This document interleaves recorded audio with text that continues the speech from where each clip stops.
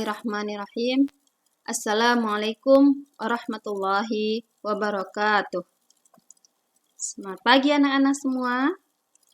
Berjumpa dengan Ibu dalam pembelajaran fikih kelas 8. Perkenalkan, nama Ibu Nanang Pujianti.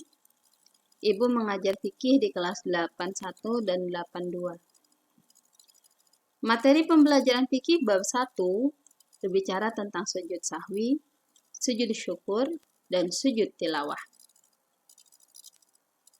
Baiklah anak-anak, sebelum kita mulai pembelajaran, mari kita bersama-sama membaca basmalah.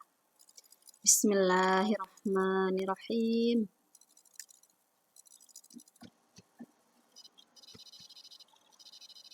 Kompetensi dasar yang harus diraih pada pembelajaran ini. Yang pertama adalah menerapkan tata cara sujud sahwi, sujud tilawah, dan sujud syukur. Yang kedua, mempraktekkan tata cara sujud sahwi, sujud tilawah, dan sujud syukur. Tujuan pembelajaran. Tujuan pembelajaran dari materi ini yang pertama adalah siswa dapat menunjukkan sikap tunduk, patuh, dan syukur kepada Allah Subhanahu wa Ta'ala. Yang kedua, siswa dapat menunjukkan sikap jujur, santun, tawadhu, dan menghormati sesama. Yang ketiga, siswa dapat memahami pengertian sujud sahwi, sujud syukur, sujud tilawah, dan sebab-sebabnya. Yang keempat, dapat mengimplementasikan tata cara sujud sahwi, sujud syukur, dan sujud tilawah. Dapat mempraktekkan tata cara sujud sahwi, sujud syukur, dan sujud tilawah dengan benar. Baiklah anak-anak, macam-macam sujud pun sholat ada 3 macam. Yang pertama, sujud sahwi. Dari sujud sahwi yaitu sujud 2 kali yang dilakukan karena seseorang meninggalkan sunnah ab'ad dalam sholat, kekurangan atau kelebihan jumlah rakaat dalam sholat, ataupun karena ragu-ragu jumlah rakaat dalam sholat yang ia kerjakan. Jenis sujud yang kedua yaitu sujud syukur. Pengertian sujud syukur yaitu sujud yang dilakukan karena mendapat nikmat atau karena terhindar dari bahaya atau musibah. Yang ketiga, sujud tilawah. Sujud yang dilakukan ketika membaca atau mendengar ayat-ayat tertentu dari Al-Quran. Ayat tersebut disebut ayat sajadah. Pagi ini kita hanya membahas tentang sujud sahwi. Sujud syukur dan sujud tilawah akan kita bahas pada pertemuan berikutnya. Pengertian sujud sahwi. Kata sahwi berasal dari kata saha yashu sahwan yang berarti lupa atau lalai. Pengertian sujud sahwi secara istilah adalah sujud 2 kali yang dilakukan karena seseorang meninggalkan sunnah ab'ad, kekurangan atau kelebihan jumlah rakaat, ataupun karena ragu-ragu jumlah rakaat dalam sholat yang dikerjakan. Sebab-sebab sujud sahwi. Sebab sujud sahwi yang pertama adalah dikarenakan meninggalkan sunnah ab'ad dalam sholat. Penyebab yang kedua yaitu ragu dalam hal meninggalkan sunnah ab'ad. Penyebab yang ketiga, menambah rukun atau amalan sholat karena lupa. Misalnya, kita mengerjakan ruku 2 kali dalam 1 rakaat. Harusnya 1 rakaat hanya 1 kali ruku, ternyata dilakukan ruku 2 kali, maka wajib melaksanakan sujud sahwi. Atau berdiri di waktu kita harus duduk. Misalkan kita melaksanakan sholat sudah 2 rakaat. Setelah sujud, kita langsung berdiri melaksanakan rakaat yang ketiga. Harusnya kita melaksanakan tasyahud awal. Karena kita lupa dan kita langsung melaksanakan rakaat ketiga, maka di akhir sebelum salam kita wajib melaksanakan sujud sahwi. Atau sholat zuhur yang harusnya 4 rakaat, kita laksanakan 5 rakaat karena kita lupa. Wajib melaksanakan sujud sahwi sebelum kita salam. Penyebab yang keempat, memindahkan rukun qauli atau rukun ucapan kepada yang bukan tempatnya. Misalnya, kita membaca Al-Fatihah ketika kita sedang ruku. Padahal harusnya Al-Fatihah itu dibaca ketika kita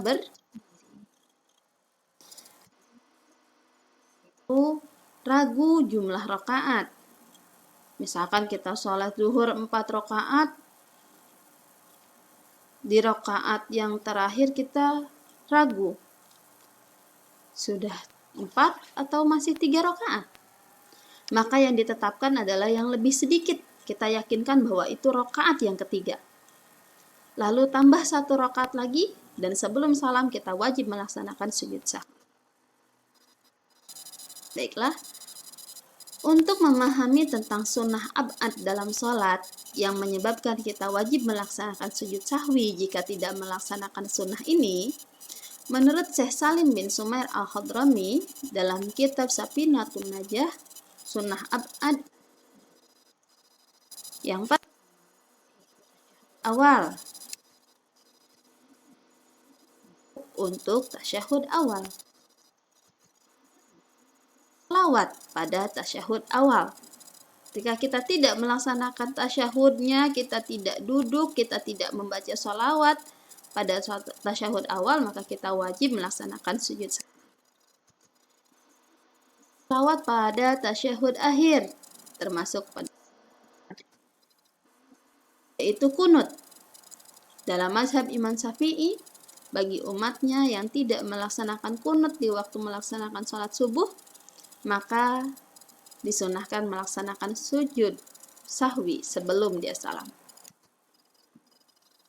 Sunnah yang keenam yaitu membaca salam pada Nabi pada bacaan kunut. Ketujuh, membaca sholawat kepada keluarga Nabi pada kunut. Itulah sunnah-sunnah ab'ad dalam sholat yang jika kita tinggalkan, maka kita wajib melaksanakan sujud sahwi. Waktu melaksanakan sujud sahwi. Waktu melaksanakan sujud sahwi itu ada 2 waktu. Yang pertama setelah tasyahud akhir sebelum kita melaksanakan salam dengan 2 kali sujud. Perhatikan tahapannya. Ketika kita sudah melaksanakan duduk tasyahud akhir, selesai membaca tahiyat, lalu kita sujud sahwi, membaca bacaan sujud sahwi, duduk antara 2 sujud lagi. Akhir baru kita salam. Itu adalah waktu sujud sahwi sebelum kita melaksanakan salam. Sebelum salam kita sudah ingat bahwa ada sesuatu yang salah dalam sholat kita, maka kita melaksanakan sujud sahwi sebelum salam. Itu sujud sahwi yang dilaksanakan setelah salam. Apabila terdapat penambahan jumlah rakaat dalam sholat, atau terdapat penambahan gerakan dalam sholat, atau ragu dan bisa menentukan mana yang lebih meyakinkan, maka kita melaksanakan sujud sahwi setelah bacaan sujud sahwi. Mari anak-anak kita bacaan dari sujud sahwi. Subhana man la yanamu wa la yashu. Maha suci zat yang tidak mungkin tidur dan lupa. Itulah bacaan sujud sahwi menurut madhab Imam Syafi'i. Hikmah Yang pertama adalah menjauhkan diri kita dari sikap sombong dan takabur. Kedua, menumbuhkan sikap rendah diri di hadapan Allah Subhanahu wa taala. Yang ketiga, menumbuhkan kesadaran akan kelemahan kita sebagai hamba, sekaligus kesadaran akan keagungan Allah yang Maha Kuasa. Dan yang keempat, menyadarkan bahwa manusia adalah yang sering salah dan lupa, sehingga harus banyak mohon ampun kepada Allah, sekaligus kesadaran akan keagungan Allah yang Maha Kuasa. Itulah hikmah dari melaksanakan sujud sahwi.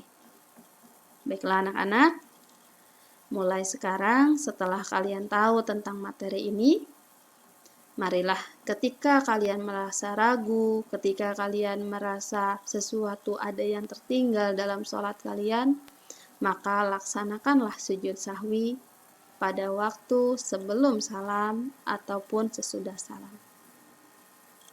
Semoga ilmu ini menjadi bekal bagi kalian. Mohon maaf jika ada kekurangan. Billahi taufiq wal hidayah. Wassalamualaikum warahmatullahi wabarakatuh.